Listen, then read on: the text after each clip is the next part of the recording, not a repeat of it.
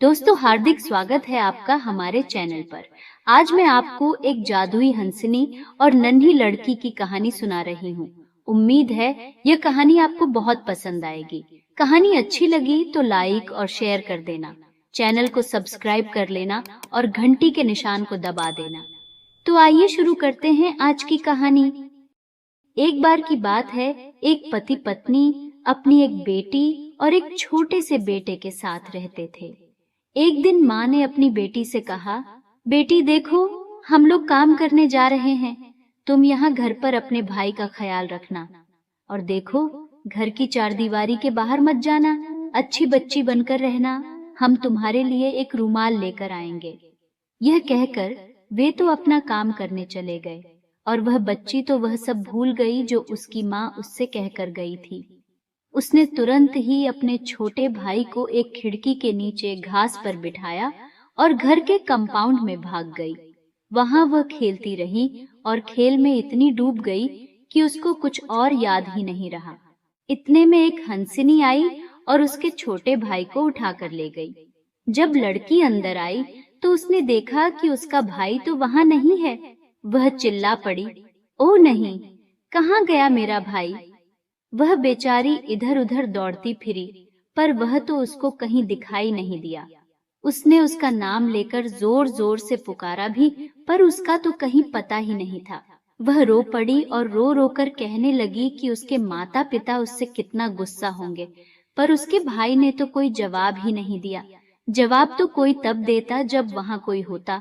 वह तो बेचारा वहां था ही नहीं, तो वह जवाब कहाँ से देता? उसको ढूंढने के लिए फिर वहां से वह खेतों के किनारे तक भागी भागी गई तो उसको वह हंसिनी दिखाई दे गई जो उसके भाई को उठा कर ले गई थी। वह दूर और बहुत दूर जंगल की तरफ उड़ी चली जा रही थी और उसकी आंखों से ओझल होती जा रही थी। उसको लगा कि वे हंसिनियां उसके भाई को अपने साथ लिए चली जा रही थीं।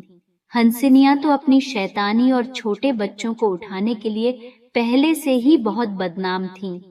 लड़की उन हंसिनियों के पीछे पीछे दौड़ चली। दौड़ते दौड़ते वह एक ओवन के पास आ गई। उसने ओवन से पूछा, ओ छोटे ओवन, ओ छोटे ओवन, मुझे बता ये हंसिनियां उड़कर कहाँ जा रही हैं? ओवन बोला, पहले तुम मेरे राई के कुछ बन खाओ, तब मैं तुम्हें बताता हूँ कि वे कहाँ जा रही हैं।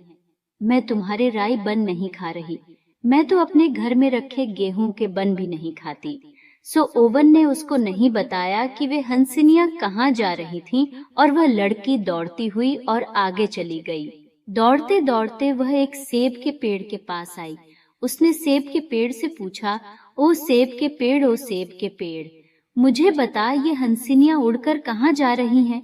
सेब का पेड़ बोला, तुम पहले मेरे जंगली सेब खाओ, फिर मैं तुम्हें बताता हूँ कि ये हंसिनियां उड़कर कहाँ गई हैं। मैं तुम्हारे जंगली सेब नहीं खाती, मैं तो अपने घर में अपने घर के बागीचे के सेब भी नहीं खाती। और सेब के पेड़ ने उसको यह नहीं बताया कि वे हंसिनियां उड़कर कहाँ जा रही थीं। वह फिर दौड़ती हुई आगे बढ़ी। दौड़ते दौड़ते वह एक दूध की नदी के पास आई जिसके किनारे पुडिंग के थे। उसने नदी से पूछा, ओ दूध की नदी, ओ पुडिंग के किनारों वाली नदी, मुझे बता ये हंसिनियां उड़कर कहाँ जा रही हैं? दूध की नदी बोली, पहले तुम दूध के साथ मेरी थोड़ी सी पुडिंग खाओ, तब मैं तुम्हें बताती हूँ कि ये हंसिनियां उड़कर कहाँ जा रही हैं। लड़की बोली, मैं नहीं खाती दूध के साथ तुम्हारी पुडिंग, मैं तो अपने घर की बनी हुई पुडिंग भी नहीं खाती। दूध की नदी ने भी उसको नहीं बताया कि वे हंसिनियां उड़कर कहाँ जा रही थीं। इस तरह से वह काफी देर तक मैदानों में और जंगलों में भागती रही। इस तरह भागते भागते उसको शाम हो गई। वह यह नहीं जान पाई कि वे हंसिनियां उड़कर कहाँ गईं। इस तरह भागते भागते उसको शाम हो गई। अब वह कुछ नहीं कर सकती थी, सो शाम होने पर उसको घर लौटना पड़ा। जैसे ही वह घर वापस आने के लिए पलटी तो उसने देखा कि उसके पीछे एक केबिन है जिसमें केवल एक छोटी सी खिड़की है। उस केबिन में तो एक जादूगरनी बैठी हुई थी, बाबा यागा। वह वहां बैठी बैठी रुई काट रही थी। उसके पास ही चांदी की एक बेंच पर उसका अपना भाई बैठा था, जो एक चांदी के सेब से खेल रहा था। सो वह लड़की उस केबिन में भागी गई और उस बुढ़िया से बोली, ओ छोटी बुढ़िया, ओ छोटी बुढ़िया। इससे पहले कि वह लड़की उससे आगे कुछ कहती या पूछती, वह बुढ़िया बोली, ओ लड़की, तुम ऐसे मेरे घर में भागती हुई क्यों आई हो? लड़की बोली, मैं जंगल और दलदल में से होकर भागती चली आ रही हूँ। मेरी पोशाक फटकर तार तार हो गई है। मैं यहाँ थोड़ी सी गर्मी लेने आई हूँ। तुम यहाँ बैठो और लो यह रुई काटो, मैं अभी आती हूँ। कहकर बाबा यागा ने उसको एक तकली दी और उसको अकेला छोड़कर वहां से चली गई। लड़की उसका सूत काटने लगी। अचानक स्टोव के नीचे से एक चूहा निकला और उसकी तरफ आ गया और बोला, ओ लड़की, मुझे थोड़ा सा दलिया दे और मैं तुझको वह सब बताऊंगा जो तू जानना चाहती है। लड़की ने उसको थोड़ा सा दलिया दे दिया तो वह चूहा बोला, बाबा यागा आग लाने के लिए अपने नहाने वाले कमरे में गई है। वह तुझे भाप में पकाने वाली है, फिर वह तुझे ओवन में रखकर भूनेगी और खा लेगी। उसके बाद वह तेरी 2 हड्डियों पर चढ़कर चली जाएगी। यह सुनकर तो वह लड़की तो सकते में आ गई और रो पड़ी। पर चूहा आगे बोला, बस अब तू किसी चीज का इंतजार मत कर, यहाँ से अपने भाई को उठा और भाग जा। मैं तेरी जगह बैठकर ये रुई काटता हूँ। लड़की ने तुरंत ही अपने भाई को उठाया और वहां से भाग ली। जब वह वहां से चली गई तो बाबा यागा खिड़की के पास आई और लड़की से पूछा, ओ लड़की, क्या तुम अभी भी सूत काट रही हो? चूहा बोला, ओ बुढ़िया, हाँ मैं अभी भी सूत काट रही हूँ।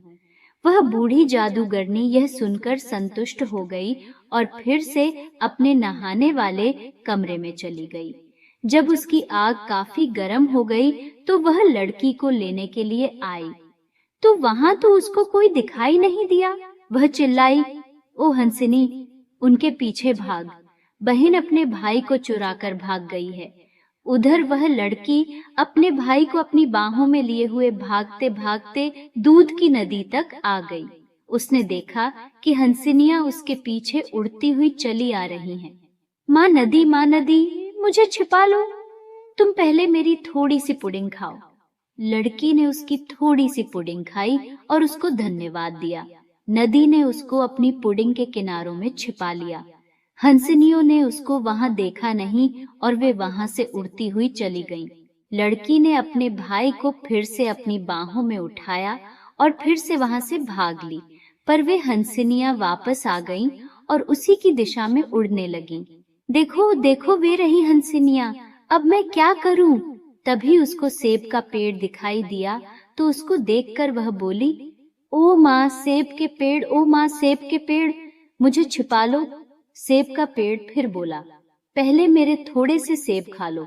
लड़की ने तुरंत ही उस पेड़ से तोड़कर एक सेब खा लिया और उसे धन्यवाद दिया। पेड़ ने भी तुरंत ही उसको अपनी शाखाओं में छिपा लिया। हंसिनियों ने उनको वहां नहीं देखा, सो वे वहां से आगे उड़ गईं। लड़की ने फिर अपने भाई को अपनी बाहों में उठाया और फिर भागना शुरू कर दिया। वह तब तक भागती रही जब तक वह बिल्कुल थक नहीं गई। पर हंसिनियों ने उसको फिर से देख लिया तो वे फिर से लौट आईं। वे उसके ऊपर उड़ने लगीं और इस ताक में लगी रहीं कि जब भी उनको मौका मिले तो वह उसके भाई को उससे छीन ले। तभी उसको ओवन दिखाई दे गया। वह बोली, माँ ओवन, मुझे कहीं छिपा लो। ओवन बोला, पहले तुम मेरा राई का बन खाओ। लड़की ने तुरंत ही उसमें से निकालकर एक बन खा लिया और ओवन को धन्यवाद देकर अपने भाई को लेकर ओवन के अंदर बैठ गई। हंसिनियां वहां उड़ती रहीं और उनको पुकारती रहीं, पर कोई जवाब न मिलने पर फिर नाउम्मीद होकर वहां से बाबा यागा के पास चली गईं। उनके जाने के बाद लड़की ने ओवन को एक बार फिर से धन्यवाद दिया और अपने भाई को लेकर अपने घर की तरफ भाग ली। जैसे ही वह घर पहुंची, उसके कुछ देर बाद ही उसके माता पिता काम से वापस आ गए और उसकी यह लापरवाही दोनों में से किसी को पता नहीं चली। दोस्तों, यह थी आज की कहानी। आपको कैसी लगी मुझे कमेंट करके जरूर बताना। ऐसी और कहानियां सुनने के लिए चैनल को सब्सक्राइब कर लेना और घंटी के निशान को दबा देना। आपका बहुत बहुत धन्यवाद।